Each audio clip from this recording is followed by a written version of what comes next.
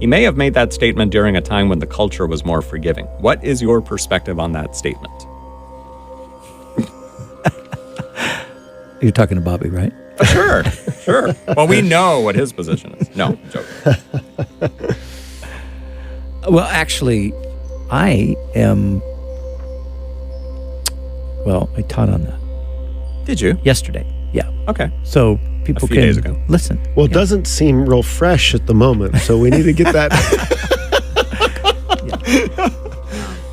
Look, the Bible doesn't say that that women are exclusively to be at home raising children.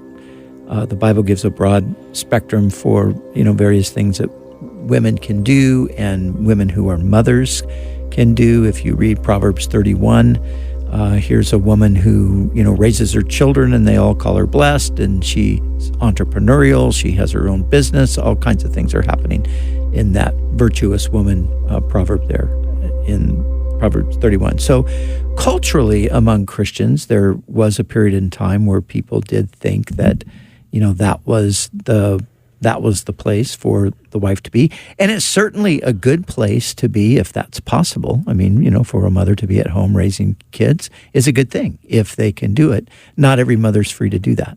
My mother wasn't able to be home and raise us because she had to work, so we could have food and a place to live and things like that because my parents were divorced.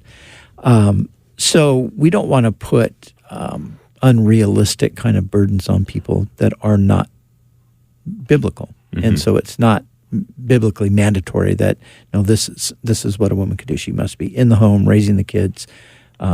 Some circumstances that can be fantastic, and other circumstances it's just not going to happen. So, yeah.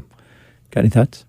Well, the one thing I would say is that if you have the opportunity and you desire that, you will be an incredible blessing to your children. Yes. And so I am very thankful that my wife was able to do that with our kids. And it wasn't because we were soaring in finances.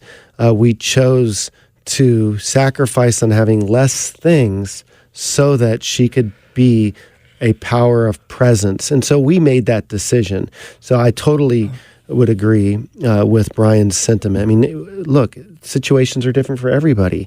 And so, sometimes, you have a mother who the father leaves the family and she has to go to work. I mean, there's lots of different situations that you could think of where it unfortunately doesn't work out. My concern, though, would be where there was once a time where maybe that's all that was stressed. You know what? You need to be at home as a wife and mother, and that's it. And it kind of reduced women's roles down, and they didn't think that they could do anything else. My concern is the pendulum swung the other way, and now it's almost poo-pooed, so to speak, if a lady desires to stay at home. She feels bad for thinking that way. She feels like she's not going to reach her potential. And I just want to say, if that's a desire of your heart and your husband supports you and you guys want to have kids and raise your kids, hey, listen, with the educational system as jacked up as it is today, and if you want to raise your kids in a Christian way and you were able to homeschool your kids that way, wonderful. Wonderful. But if there's ever a season you need to adjust because of circumstances that maybe we're not even able to think about today, I think Pastor Brian's words are really wise there.